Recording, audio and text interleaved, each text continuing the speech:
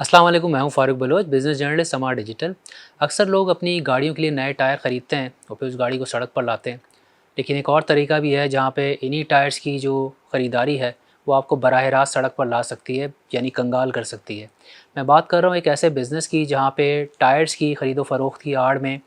लोगों को कर्ज़ दिया जाता है, फिर उसके एवज़ सूद लिया जाता है। और जब लोग बहुत ज़्यादा कर्ज़ उठा लेते हैं और उसको उसकी अदायगी नहीं कर पाते, तो फिर मज़ीद टायर्स ख़रीदने पड़ते हैं और उसके एवज़ मज़ीद उनके ऊपर सूद चढ़ता है और इस तरह वो इसमें फँसते जाते हैं और काफ़ी लोग इसका शिकार हुए हैं। ये बिज़नेस कैसे होता है और इसमें लोग कैसे फँस जाते हैं, इसके ऊपर हम बात करेंगे वकील रहमान से, जो समा डिजिटल के नुमाइंदे हैं। उन्होंने ये ख़बर पिछले दिनों ब्रेक की थी। वकील, थोड़ा-सा ये बताइएगा पहले तो कि ये बेसिकली बिज़नेस है क्या? इसका स्ट्रक्चर क्या है? ये कैसे होता है? इसका तरीका ये होता है कि ऐसे लोग जिनको टायरों की ज़रूरत नहीं होती, मतलब उनके पास गाड़ी भी नहीं हो और वो उनको पैसों की ज़रूरत है, किसी भी मजबूरी की वजह से कोई भी या माली मामलात में बंदा फंस जाता है और उनको पैसों की ज़रूरत होती है फ़ौरी तौर पे, उनको एक नुमाइशी तौर पे टायर देते हैं और फिर उनसे बग़ैर डिलीवरी के उनसे वापस ले लेते हैं और उसमें सिर्फ जो उसका जो फ़र्क है, वो फ़र्क जो है वो उनका जो सूद होता है वो उनसे वसूल किया जाता है। अच्छा, 1 मिनट यहाँ पे मैं आपको रोकूँगा। इसका मतलब ये है कि ये एक पैरेलल बैंकिंग का निज़ाम चल रहा है। जैसे कन्वेंशनल बैंक से आप पैसा उठाते हैं, इंटरेस्ट देते हैं, ठीक है? यहाँ पर आप टायर्स को सामने रख के और पीछे वही काम हो रहा है। ये जो अभी आपने बात कही है, इसकी कोई मिसाल दें कि कितने पैसे में आप मिसाल के तौर पे टायर की जोड़ी खरीदते हैं, उस पे इंटरेस्ट कितना होता है? टायर की जोड़ी फ़र्ज़ करें उसकी कीमत जो है वो 90,000 या 1 लाख रुपए है। वो उनको जो है कैश उसमें उधार पे या किस्तों पे उसको जो है 1,30,000 में उसकी वो पेमेंट या उसकी वो कर देते हैं, पर्ची बना के दे देते हैं और फिर उसी वक्त जो है उसको उससे वो वापस 90,000 में ले लेते हैं। तो मतलब तकरीबन 30,000 या 40,000 का जो डिफरेंस है, वो उसी वक्त जो है वो उसको वो कर देते हैं, उसके ऊपर मतलब एक तरह का ड्यू हो जाता है। उसमें जो है ना टायर जो है वो लिए जाते हैं, न दिए जाते हैं, बस सिर्फ जो है बैठे बिठाए वो सिर्फ 30-40 हज़ार का जो एक एक्स्ट्रा पेमेंट है, उसकी जो फाइनेंसिंग आप जिसको जिस तरह बैंक एक्स्ट्रा चार्ज करते हैं, वो ये भी इसी तरह पैसों के ऊपर जो है वो एक्स्ट्रा चार्ज कर लेते हैं। उसमें टायर जो है वो सिर्फ इसलिए इस्तेमाल किया जाता है कि ताकि जो है वो उसको एक कारोबारी एक रंग दिया जा सके। तो ये तो रेट बहुत ज़्यादा नहीं बन रहा? मवाज़ना करें ज़रा जो एक कन्वेंशनल बैंकिंग का निज़ाम है उससे। साल में अगर इस वक्त बैंक के देखे जाएँ तो साल के ज़्यादा से ज़्यादा 8-10% वो चार्ज करता है। लेकिन जो इस तरह जो प्राइवेट इस तरह के पैसे देने वाले सूद देने वाले लोग हैं, वो महीने के 10,000 चार्ज करते हैं। तो इस हिसाब से अगर देखे जाएँ कि टायर जो है अगर वो 3 महीने के लिए देते हैं तो वो 30,000 रुपये ज़्यादा चार्ज कर रहा है। इसका मतलब है कि वो महीने के 1 लाख पर 10,000 रुपये एक्स्ट्रा वो चार्ज कर रहा है।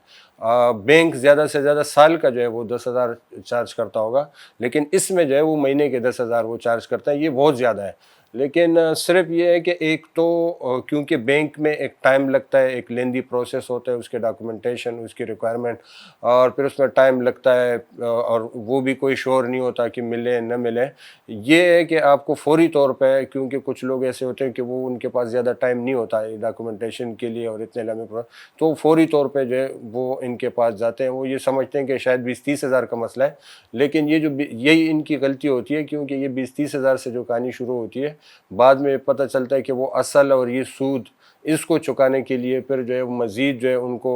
वो नए टायर लेने पड़ते हैं और 1-2 टायर तक बात नहीं चलती, फिर ये आगे ये सिलसिला चल पड़ता है। ये सूद दर सूद,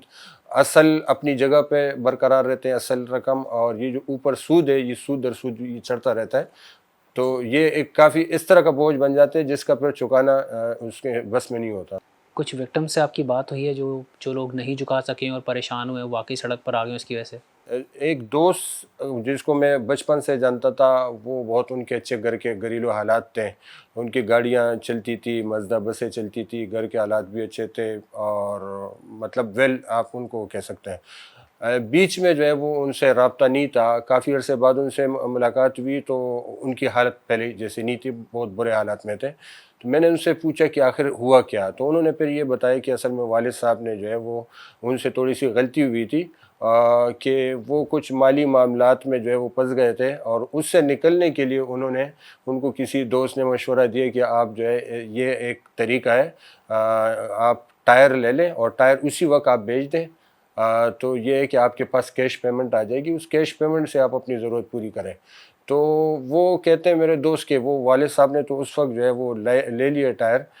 لیکن بعد میں وہ پہلے کی مالی پریشانی ایکسٹرا پھر یہ برڈن، یہ جو قسط ٹائر کی مد میں یہ ہوا، تو کچھ مہینے بعد جو ہے یہ برڈن اور مزید بڑھ گیا، تو اس کے لیے پھر انہوں نے مزید ٹائر لیے، پھر وہ ٹائر کے اس کو چکانے کے لیے مزید اس طرح ہی کرتے کرتے وہ بتاتے ہیں کہ کوئی 50 لاکھ کے قریب جو ہے وہ ان کے اوپر جو ہے یہ برڈن بڑھ گیا، جس کے لیے پھر ان کو گاڑیاں بیچنی پڑی، اور بھی جو ہے ان کو پراپرٹی بھی وہ کرنی پڑی، اور پھر وہ بالکل مطلب جس طرح آپ کہہ سکتے ہیں کہ زمین پہ آ گئے۔ تو یہ اس طرح کے، اور پھر جب ان سے میں نے بات کی تو اس طرح اور بھی کچھ لوگ جو ہے اس طرح کے وکٹم سامنے آئے جو اسی طرح پھنسے ہیں، اور پھر وہ یہ جو گن چکر میں اس طرح چلے ہیں کہ وہ کئی سالوں تک جو ہے وہ اس میں پھنسے رہتے ہیں۔ مجھے یہ بتائیں کہ یہ تو کام، کیونکہ یہ ایک بالکل پیرالل بینکنگ کا نظام چل رہا ہے، اس میں ڈاکیومنٹیشن وہ پرچی کے علاوہ کوئی خاص نہیں ہوگی، ایسی صورت میں اگر کوئی ڈسپیوٹ ہو جائے، آپ نہیں پے کر پا رہے، تو کوئی پروٹیکشن ہے یا کیا رسک ہو سکتا ہے اگر آپ نہیں پے کر پاتے تو؟ یہ جو کام کرنے والے ہیں یہ عام لوگ نہیں ہوتے ہیں، یہ باقاعدہ ایک نیٹ ورک کے طور پہ کام کرتے ہیں،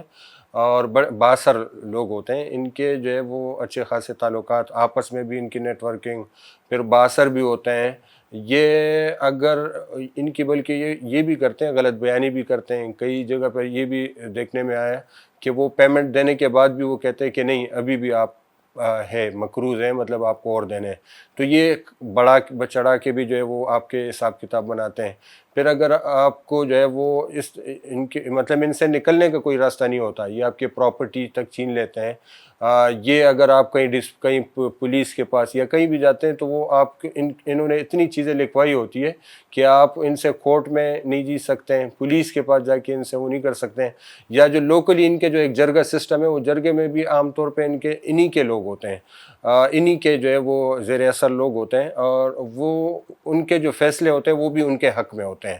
اور زیادہ سے زیادہ وہ یہ کرتے ہیں، عام طور پہ یہ آتا ہے کہ میرے پاس پیسے نہیں ہیں، تو وہ کہتے ہیں ٹھیک ہے آپ کے پاس پیسے نہیں ہیں، آپ یہ مزید ایک ٹائر کی جوڑی لے لیں، 2 جوڑی لے لیں، اگر زیادہ معاملات ہو، مطلب اگر وہ لاکھوں میں ہو تو اس میں گاڑی اسی انداز میں، جس طرح ٹائر کو وہ ایک نمائشی انداز میں استعمال کرتے ہیں، اس میں گاڑی کا استعمال کر لیتے ہیں، ٹرک کا استعمال کرتے ہیں،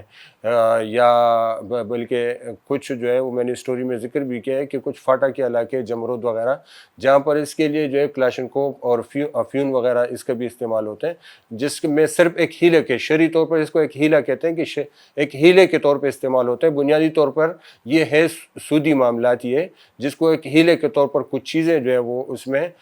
نمائشی طور پہ اس کا استعمال ہوتا ہے، اور باقی جو ہے ان چیزوں کا کردار کچھ نہیں ہوتا، بنیادی طور پر پیسوں کی ہی لین دین ہے۔ تو یہ کن کن شہروں میں ہو رہا ہے پاکستان کے، اور کس پیمانے پہ ہو رہا ہے؟ کوئی اس میں ایسٹیمیٹ ہے کہ کتنے روپے کا بیسکلی لون دیا جاتا ہے اور اس کے بعد انٹرسٹ لیا جاتا ہے؟ کتنی اس کی کوئی اماؤنٹ ہے؟ کسی نے کوئی ایسٹیمیٹ لگایا ہے کتنا بڑا کاروبار ہے؟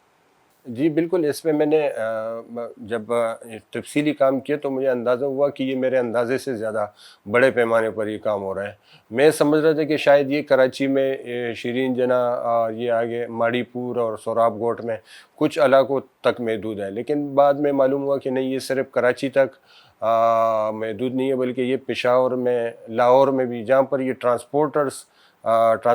کی جو ہے وہ جہاں پہ زیادہ ان کی مارکیٹ ہے یا وہ ہے، تو وہاں اس طرح کے لوگ بیٹھے ہوئے ہیں۔ میرا خیال تھا کہ یہ شاید کروڑوں میں ہوگا، لیکن اکثر لوگوں کا یہ کہنا ہے کہ نہیں، کروڑوں میں نہیں، یہ اربوں کا کام ہے۔ یہ بتائیں کہ اگر اتنے بڑے پیمانے پہ ہو رہا ہے اور اتنے عرصے سے ہو رہا ہے تو ریگولیٹرز کو کیوں نہیں رہا؟ کیونکہ یہ تو انڈاکیومنٹڈ اکانومی ہے، اس کے اندر تو اوبویسلی ٹیکس ایویژن بھی ہوگی، یہ جو سود پہ کما رہے ہیں اتنا کاروبار، ان کی تو انکم بھی کہیں نہیں شو ہوتی ہوگی، انڈاکیومنٹڈ ہے، تو یہ کیوں نظر نہیں آ رہا جو ہمارے ادارے ہیں ان کو، ان کے خلاف کوئی ایکشن کیوں نہیں ہو رہا؟ اس میں بنیادی طور پہ ایک تو اسٹیٹ بینک کی ذمہ داری بنتی ہے، اسٹیٹ بینک کا یہ کام ہے، بلکہ ان کے ٹارگیٹس بھی ہے بینکنگ انکلوژن کے حوالے سے زیادہ لوگوں تک جو ہے وہ بینکنگ سہولیات پہنچائی جائے، لیکن دیکھنے میں آیا کہ اس کی سپیڈ بہت سلو ہے۔ ایک تو لوگوں میں اتنی اویئرنیس نہیں ہے، پھر بینکس بھی جو ہے وہ کوشش کرتے ہیں کہ خاص شعبوں میں اور خاص لوگوں کو ہی وہ لون دینے میں وہ ایزی فیل کرتے ہیں. عام بندے کو جس کے پاس جو ہے وہ جائیداد پراپرٹی یا کچھ ڈاکومنٹس نہیں ہیں ان کے پاس رکھنے کے لیے, یا ان کو پورا اپنا پلان دینے کے لیے جو ہے ان کے پاس اگر کچھ نہیں ہے تو ان کو بینک دینے میں اس طرح جو ہے وہ نہیں کرتا, ایکسیپٹ نہیں کرتا. ایف بی آر کی جو ہے بڑی ذمہ داری ہے کہ اگر اتنے بڑے پیمانے پر پیسوں کی لین دین ہو رہی ہے, لوگ پیسے انکم کما رہے ہیں, کروڑوں کما رہے ہیں, لین دین ہو رہی ہے, تو ان کا کام ہے کہ وہ یہ معلوم کریں کہ یہ پیسے کہاں سے آئے, ان کے پاس اتنے پیسے کہاں سے آئے, یہ جو کاروبار ٹریڈ کر رہا ہے تو یہ آگے یہ رجسٹرڈ ہے یا نہیں ہے, یہ جو بلیک منی جنریٹ ہو رہی ہے تو اس پر یہ F B R, state bank یا اس طرح کے اداروں کی ذمہ داری ہے. لیکن بدقسمتی سے اس حوالے سے ان اداروں کی وہ کارکردگی نظر نہیں آ رہی جو آنی چاہیے. بینک جو ہے وہ لون دیتے ہیں تو آپ کو کچھ دکھانا پڑتا ہے کہ آپ کیا کر رہے ہیں, مطلب آپ کوئی کاروبار کر رہے ہیں, کوئی انڈسٹری لگانا چاہ رہے ہیں یا کوئی اور کاروبار کر رہے ہیں. ان کیسز میں یہ ہوتا ہے کہ بہت سارے لوگ کاروبار کے لیے نہیں کرتے ہیں, یا وہ کوئی نئی انڈسٹری یا کوئی نئے بزنس کی طرف نہیں جا رہے ہیں, بلکہ وہ آلریڈی کسی بزنس میں وہ پھنس چکے ہوتے ہیں. تو ان کو راستہ اس سے راستہ نکلنے کے لیے کوئی راستہ چاہیے ہوتا ہے. بدقسمتی سے بینک جو ہے وہ اس طرح کے سک یونٹ جس کو کہیں, یا اس طرح جو تباہی کی طرف جانے والے لوگ ہوتے ہیں, ان کو سہارا دینے کے لیے وہ زیادہ کوشش, ان کے پاس اس طرح کے پروڈکٹس کی کمی بھی ہے اور وہ زیادہ خوش بھی نہیں ہوتے. نئے انڈسٹری لگانے کے لیے یا نئے کاروبار یا چلتے کاروبار کے لیے تو بڑی خوشی سے وہ کر دیتے ہیں, لیکن یہ ہے کہ اس طرح کے لوگوں کے لیے جو وہ ویلکمنگ ان کی وہ نہیں ہوتی. تو ہونا یہ چاہیے کہ بینکوں کو